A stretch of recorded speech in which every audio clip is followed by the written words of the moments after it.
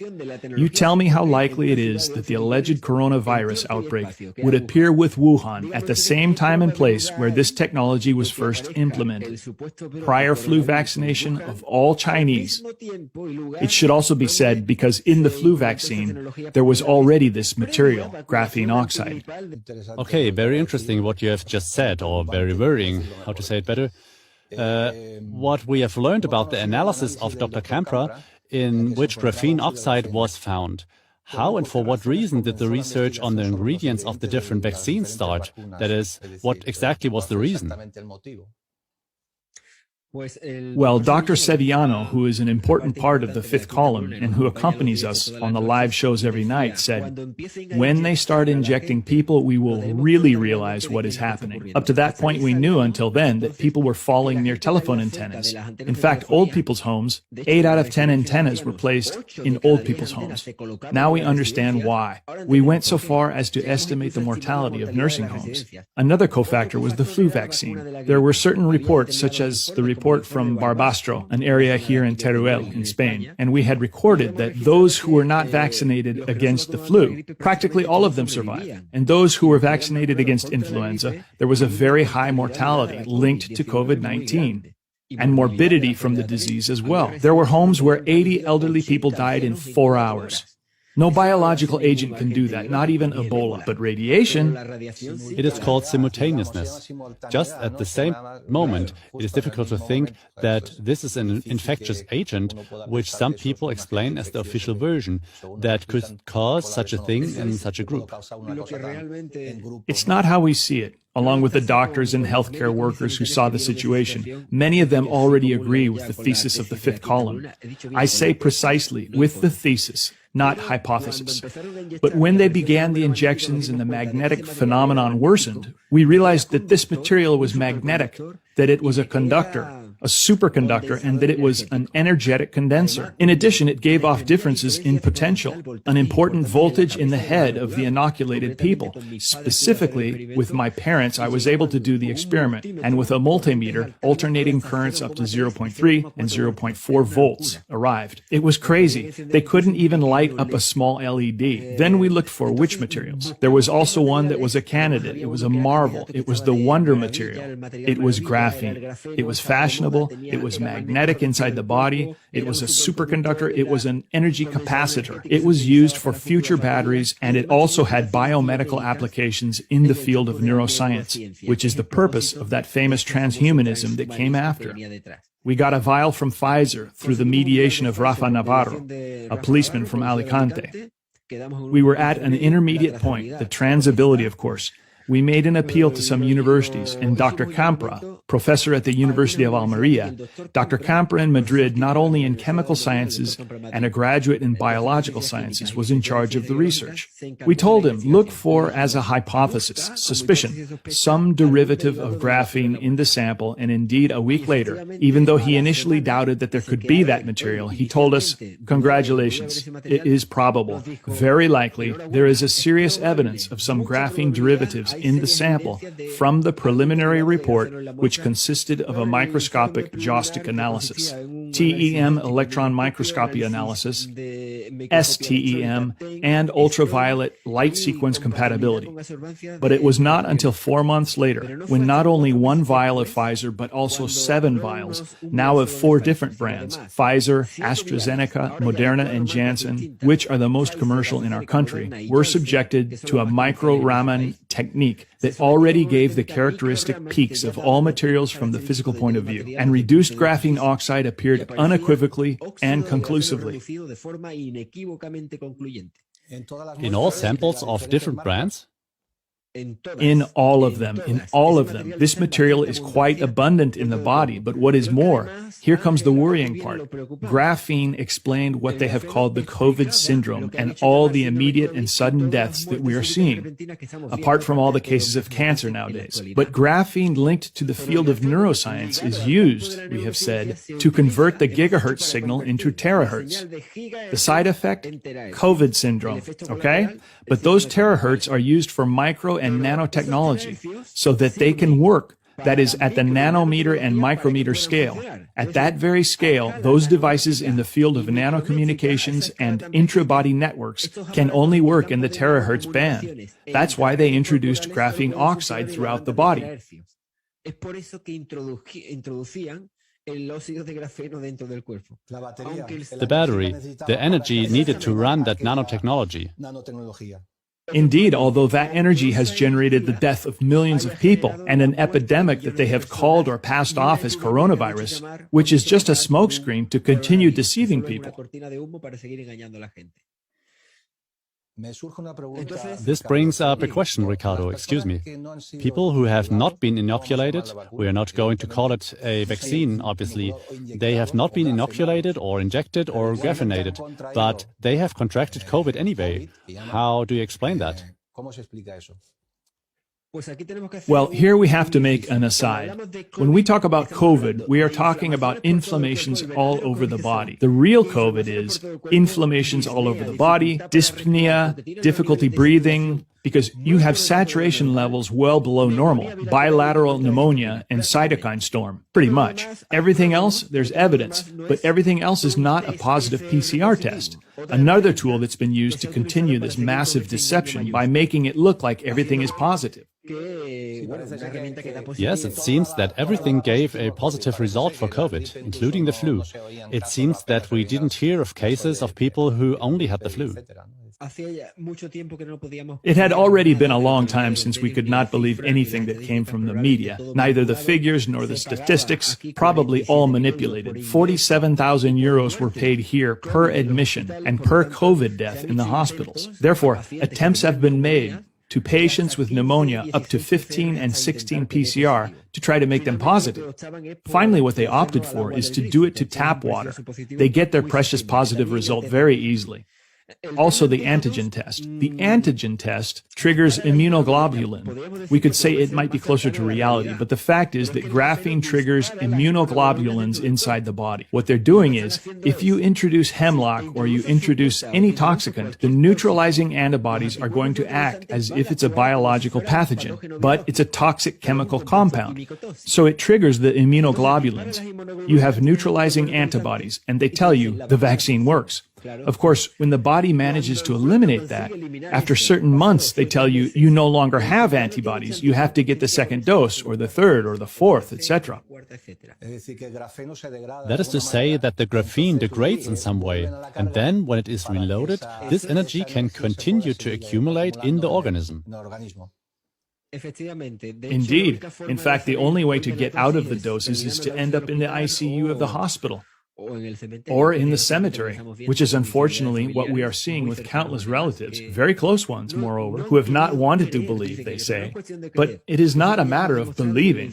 We have already demonstrated and evidenced everything that is inside the vaccines. And another thing, graphene has not only been injected. Remember that all elements of the supposed protection or prevention of the disease had graphene. The masks had graphene in them, and they were recalled. The alcoholic hydrogels, with which children use to compulsively wash their hands, also have graphene oxide dispersions. PCR tests are manufactured by Nanographic, which is a company that markets and produces graphene. The antigen tests as well.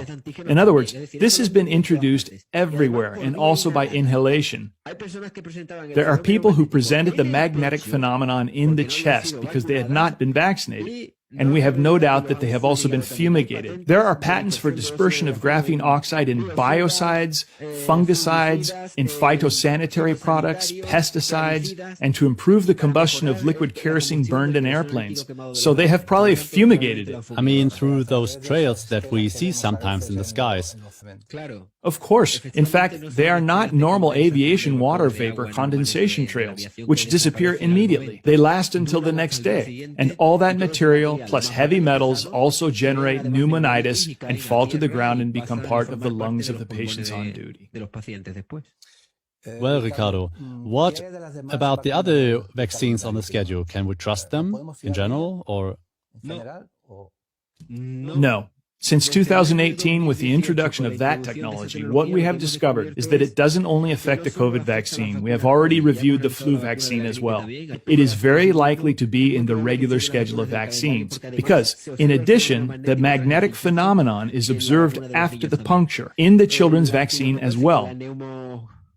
The pneumococcal vaccine, Pneumovax, I think it is called Prevnar 13, Vaxigrip, which is an anti-flu vaccine. All these vaccines also have graphene. It is probably a nanotechnology applied to vials.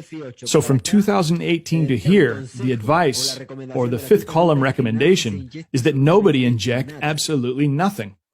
Okay, what would you tell those people who had the first two vaccines and then the booster, and they are still with doubts if they would tolerate the three vaccines or if they are going to tolerate further jabs?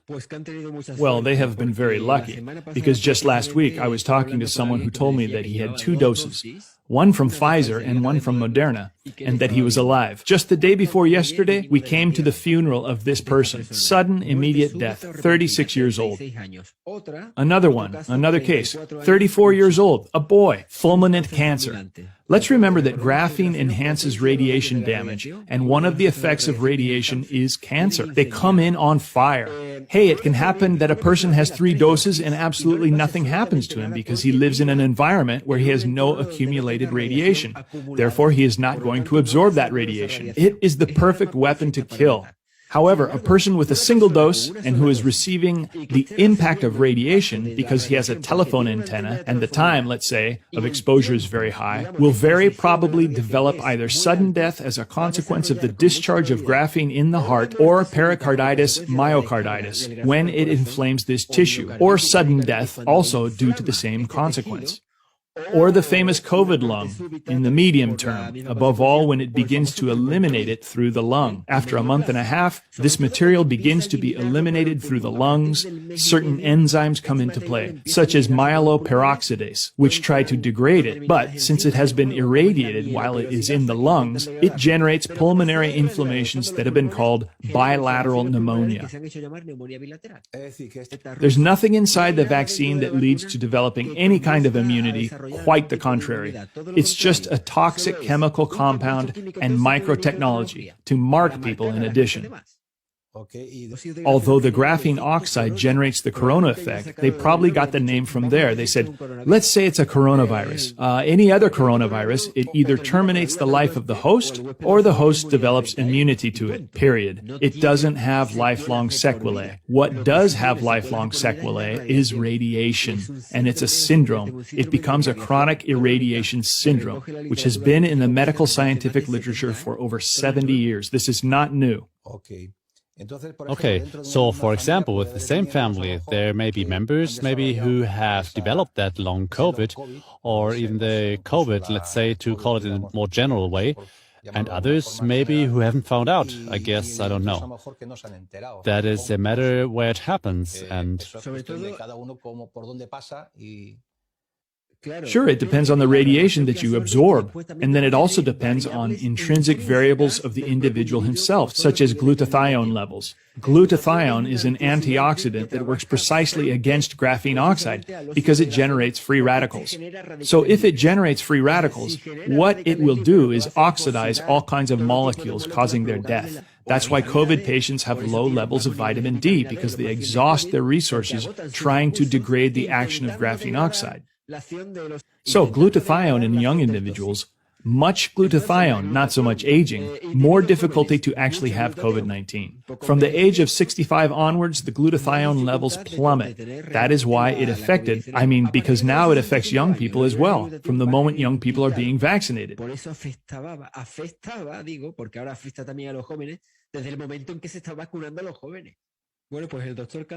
Well, Dr. Camper started identifying artificial patterns. Subsequently, he brought out another report himself. The fifth column, dated January 14th of the current year 2022, brought out another report with very, very clear samples of microcircuitry.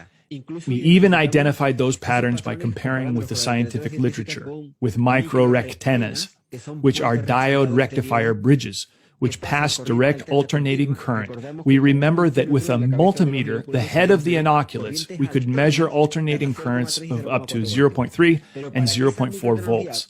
But for this microtechnology to work, it is done in direct current.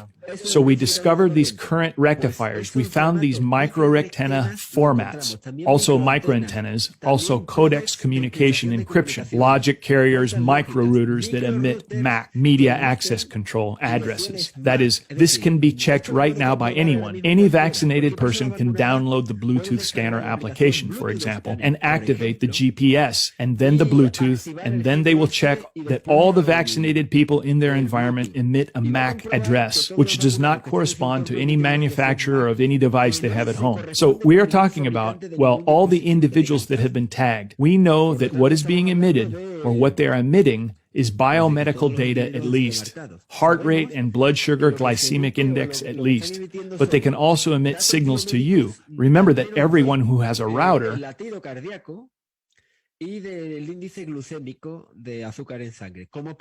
pero es que también les pueden emitir señales. Recuerden que todo el que tiene un router So that goes both ways?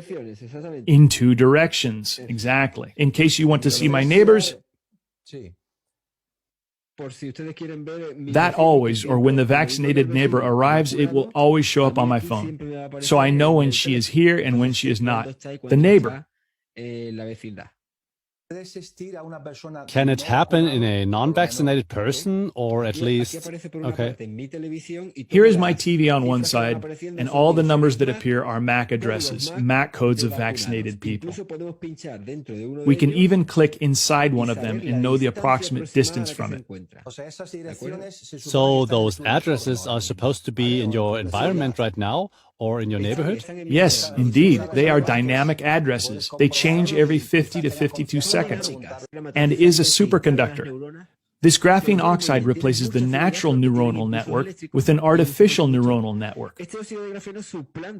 So the person is digitally parasitized.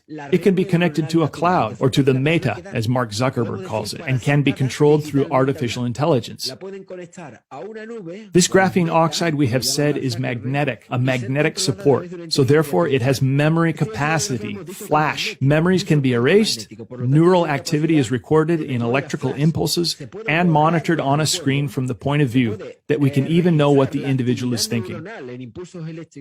You can erase memories and insert emotions and insert feelings, insert thoughts, breaking the neuronal synapse, which is what graphene oxide does. And all this remotely and wirelessly, using, of course, 5G technology. Now we understand why President Sebastián Piñera of Chile, when announcing the 5G, spoke of inserting emotions and inserting thoughts at the same time that he proposed the law of neurorights prior to constitutional reform in Chile. This is being done in all countries, by the way. If people are not aware of what is happening, I say it again. The human species as we know it is lost and will become extinct to become an automaton directed through an artificial intelligence at the whim of 4 or 5 of the Davos Forum, Elon Musk, Mark Zuckerberg, Klaus Schwab, etc. Elon Musk, Mark Zuckerberg, Klaus Schwab y compañía.